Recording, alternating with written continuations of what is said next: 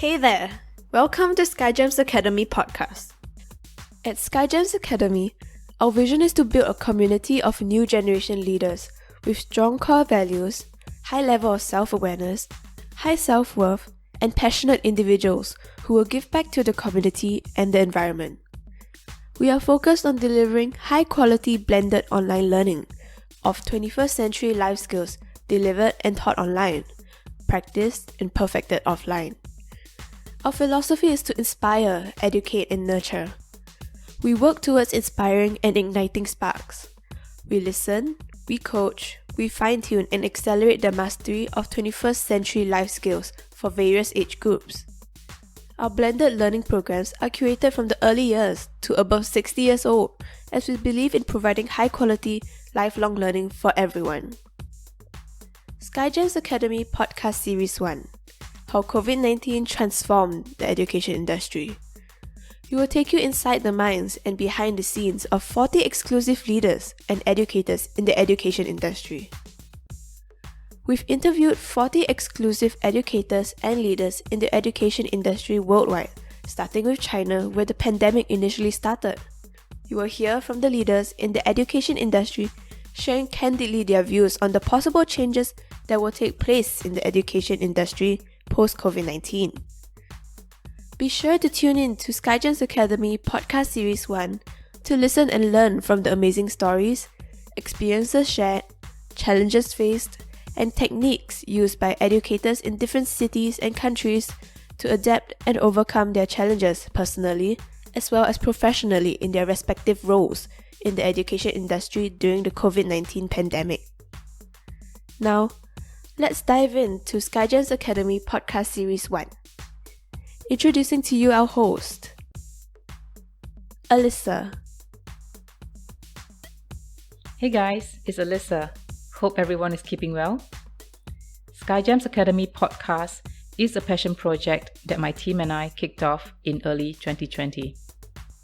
As we are all facing the unprecedented events and experiences impacted by the COVID-19 pandemic, we find that there is an urgent need to unite the global community of educators and leaders to progress forward together. Our main objective is to create a platform for all global leaders and global communities to come together to document these historic moments for our future generations. SkyGems Academy Podcast is a platform for everyone from all around the world to share, listen, learn, communicate, collaborate, and come together to network and help one another to pull through this very challenging period that has impacted the global community. In each episode of SkyGems Academy Podcast Series 1, How COVID-19 Transformed the Education Industry, you will find yourself immersed and engaged in in-depth discussions and thought leadership in various aspects of education, technology, humanity, diversity, disparity, and collaborations in the education space. We are very grateful and sincerely appreciate each and every one of you who has motivated us, encouraged us, contributed in your own very special ways, especially our 40 exclusive guest speakers from all around the world. A big thank you to all and a big shout out to all of you. SkyGems Academy Podcast 39th speaker is Yanni Galanis. Yanni has been in the education industry for over 26 years in both public and private school environments.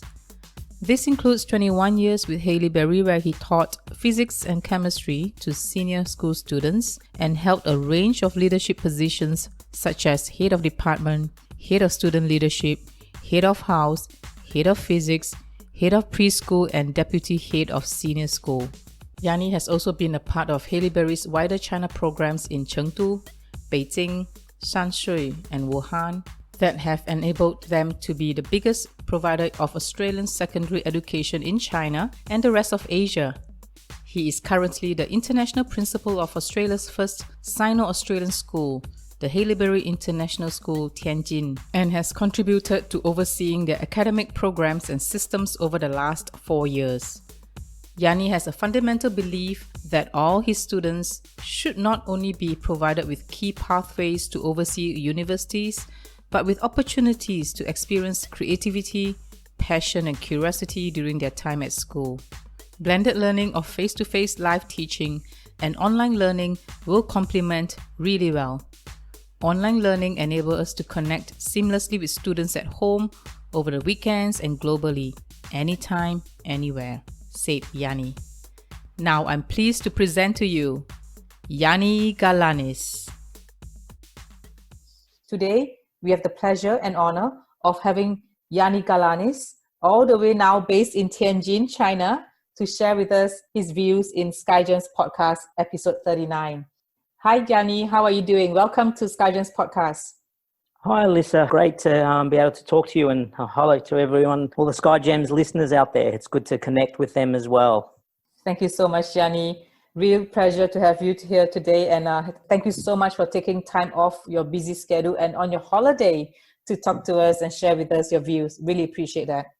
No, not a problem. Like I said, it's really, really, really great to connect and just, have Yes. a bit of a chat and just see how things are, panning out in this, really difficult times, I guess, for all of us. Absolutely. Thank you so much, Yanni. And you are absolutely correct. We are all going through very challenging time.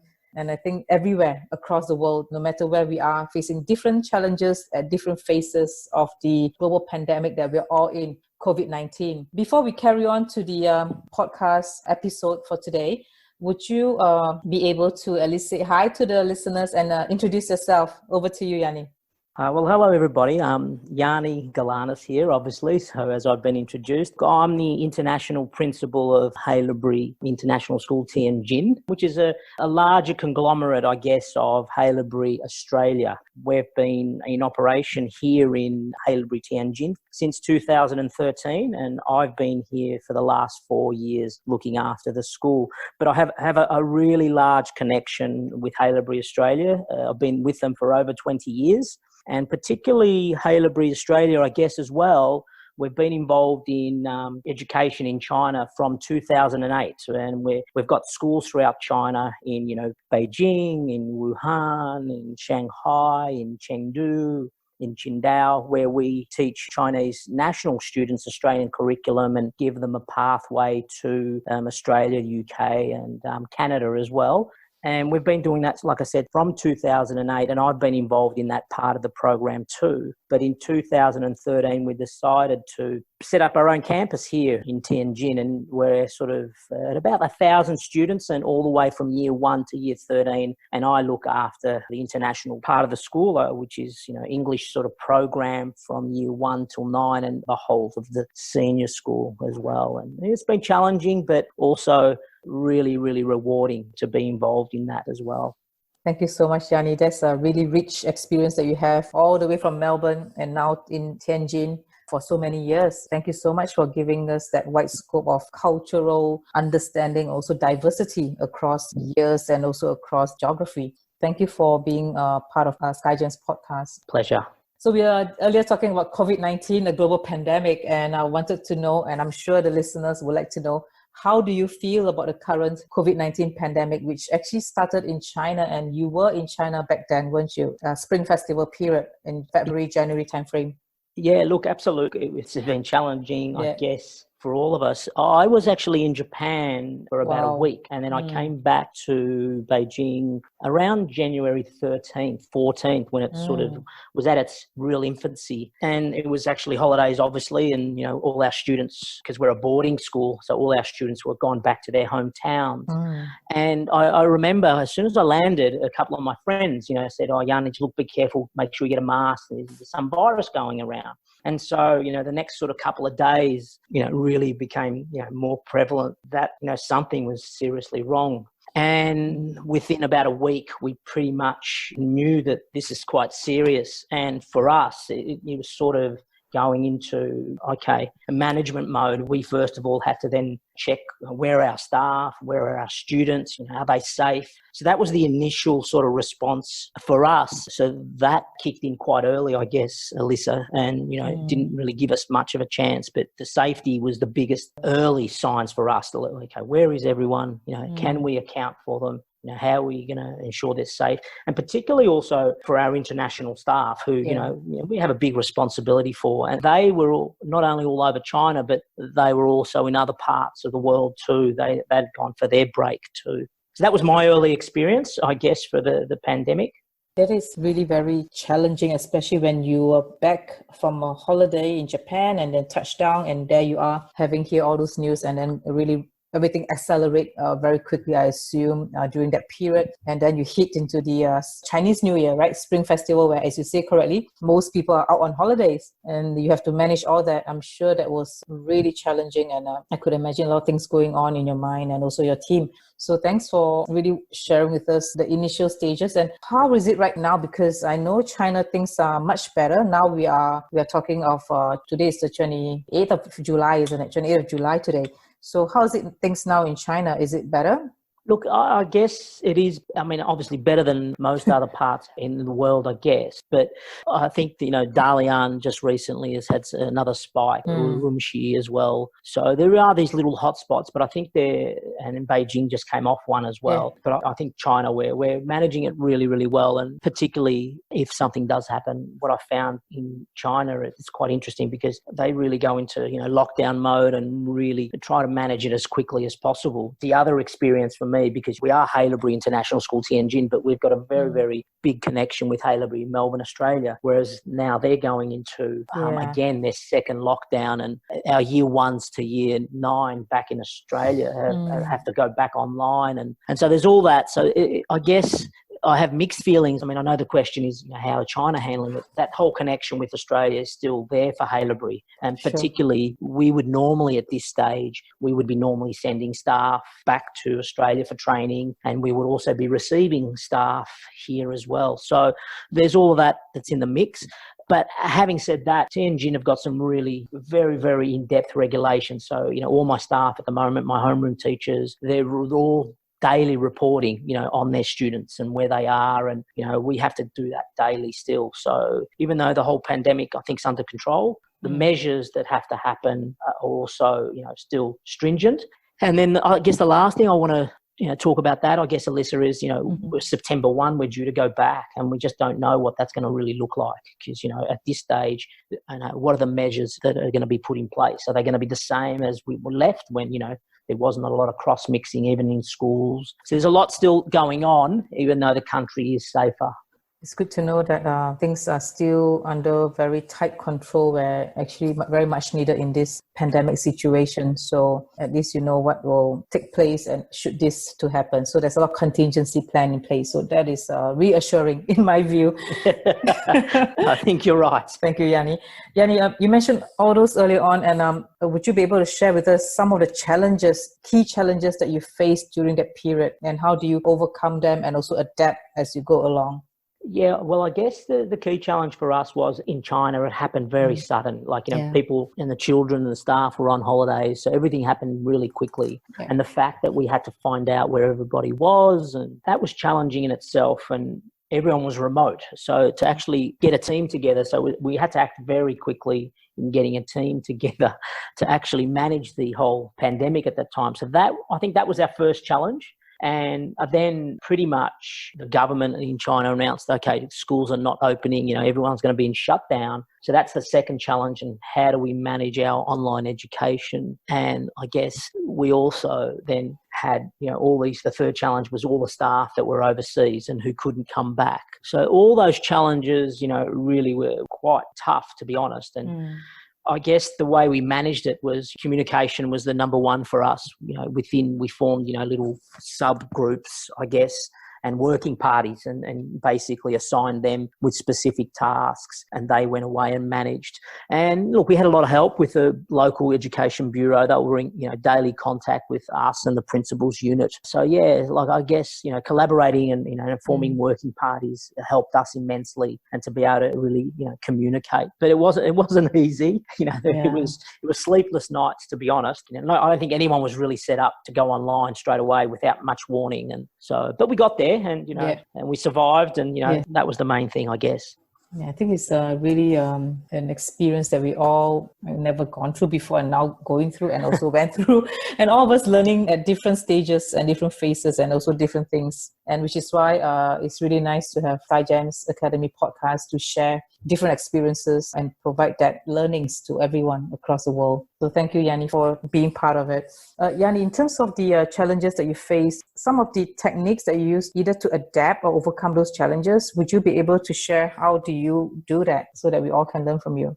Yeah, look, I think the biggest advice, what we sort of went through, I think is actually you can't do it by yourself, and you really had to actually form teams to actually manage and consistently just making sure that you're communicating. So the one thing that we did was, we touched base with the leadership group that we formed in the morning, and then also at the end of the day, and setting up, and as you know, WeChat's a great platform, so setting up like subgroups within that, just to make sure that we were communicating all the time and in what we had to do. And the second thing I think was really important was to just for us to stay in contact with the authorities, making sure that we were following all the protocols to enable us to sort of open up successfully. So so the two key things, I guess, is forming a group and making sure you're communicating and collaborating really was the big lesson that I sort of took out of that.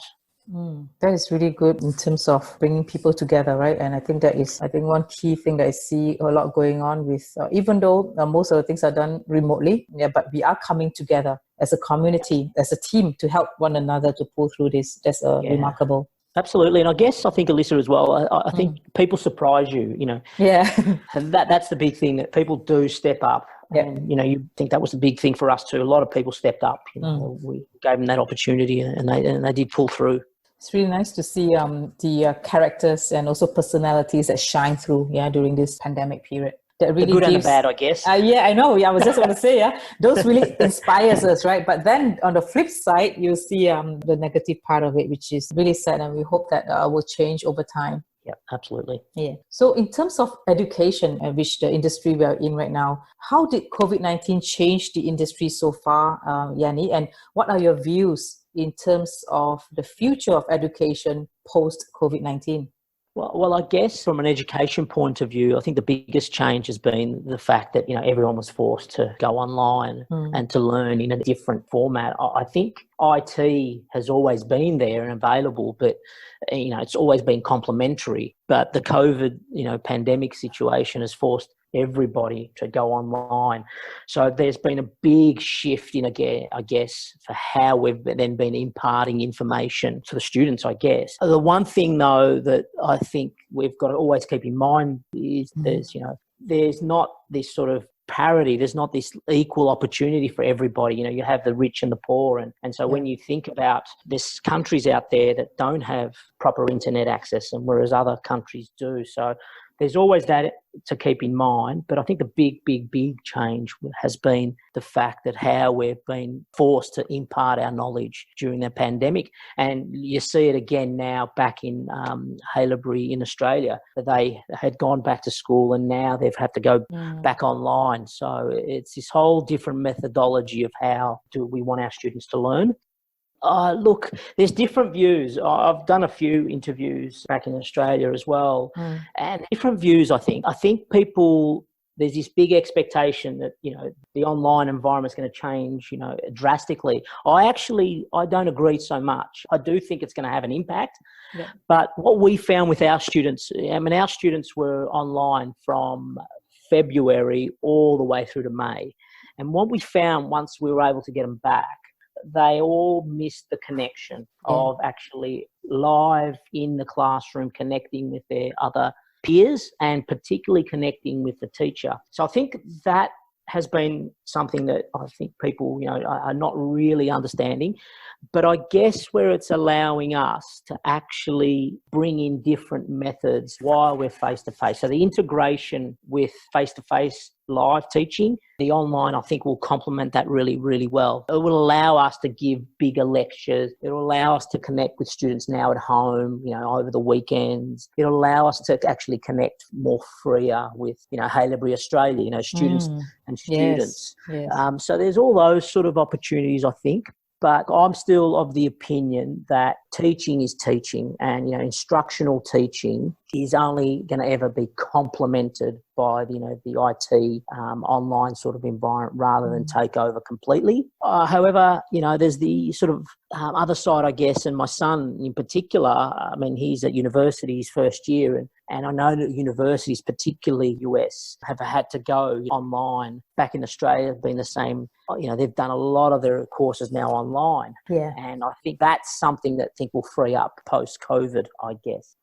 I do agree with you. The blended learning environment is so critical, where we combine or integrate, as you say, both the online education as well as face-to-face. And I think the key is how do we do it effectively, right? And I think that will be something that we all have to continue to strive to improve, and also make a difference on that balancing act of blended learning. Yeah, absolutely. And I guess if you don't have the infrastructure right at your particular school, it'll be harder. And I think that's one thing that taught us, that we had to hurry and get our infrastructure a bit more integrated. And that's something we moved quickly to do. So that's been a big improvement for us. Yeah, I think the getting ready, as you say, the basic necessity, or even to be able to then level up to the next level on the technology, and get all the processes in place, all the infrastructure in place, all the key deliverables in place, so that it's like a standard operating procedure for all. I think that will be a strong foundation for the future. Yeah, and I think one of the words that I probably didn't mention, I think now everyone has a choice. I think the thing with post-pandemic will be people and education institutes will have a choice, and the choices are going to be a better, stronger. I think that's going to be really important as well. That's so true, and I like it. Better and stronger. Love it. Thank you so much, Yanni. Nice. Yanni, what is your new normal, if there's one? Can you share with us? My new normal, very personal. Really, my new normal is to get all my international teachers back into China. Oh, yeah. So that's, I joke about that, but that is sincere. Two things really. My new normal is for everybody to be safe. It's really important. Thank you. Being in education, you have a high priority and, high duty of care for your children and also for your staff. And that's really important for me. So that's a new normal for me. And then, look, I do hope that my actual staff, able to get back into the country, as soon as possible for them, because, they're struggling, because a lot of them are actually stuck in, not home, they're actually stuck in, I guess it's not a holiday, because they're, but in actual, vacation, original destinations, and they're stuck there. And the third thing, I love my coffee. So it'd be great to be able to go and sit at an outdoor cafe every day and drink that would be my, lovely. Yeah. That is really very challenging, where most of the teachers are still out there, and really hope that they can come back soon. And of course, enjoy your cup of coffee really soon. Hopefully that will come. Hopefully I can visit you in Tianjin and have a coffee with you too. Sounds good. Yeah. Looking forward to that. Brave new world. I know. We'll brave that together. Thank you, Yanni. Yanni, now we come to the very important part of the podcast. What would your messages be for the future generations?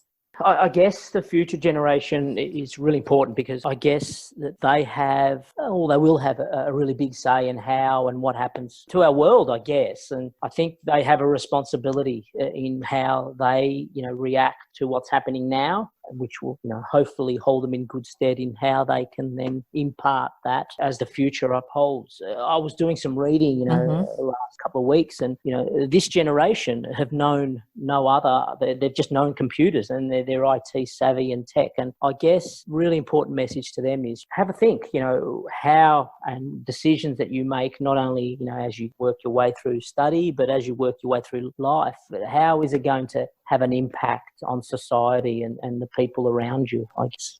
That is a really very powerful message that you just sent. And I think we all have to really think about what Yanni just said, because whatever we do now and whatever we don't do will also impact the future. So, I mean, one of the, I guess, the last thing to add there, which I mean, I always said to my students, I said to them, like, you're young now, but I said to you, every decision you make, and this is during the pandemic, once we got them back at school, I said, you can't think about yourself. You're going to say, how you behave during this pandemic. And it was little, simple things, are you being safe and are you being hygienic? Are you following social distancing? Because that's going to affect, your grandparents, your parents and your wider friends. So that, I guess, is a similar message about how they move into the future for me. Thank you, Yanni. That is amazing. And thank you so much for your time and so much insights and value in this conversation. I really enjoyed it and I hope you did too. Look, it was great. Thank you very much again, Alyssa. It was really good to connect with you and the listeners, and it's a pleasure. So take care, and I look forward to that coffee. Yes, that coffee will be coming soon. I look forward to that, and I'm sure we'll be in touch and we'll be chatting more from here. Thank you, Yanni. Thank you so much for your time, and real pleasure and honor to have you on SkyGems Academy podcast. Thank you very much. Take care. Thank you. Take good care.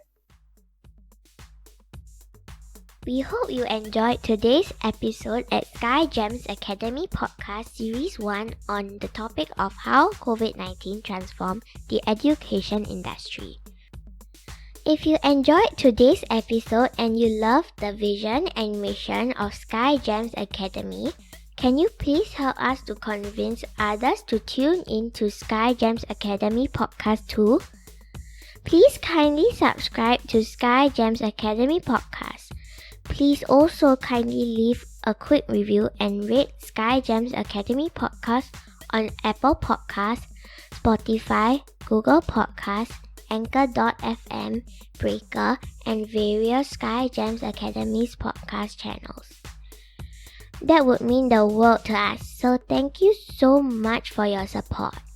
Visit our website at www.skygemsacademy.com to find out more about our distinguished speakers and about SkyGems Academy.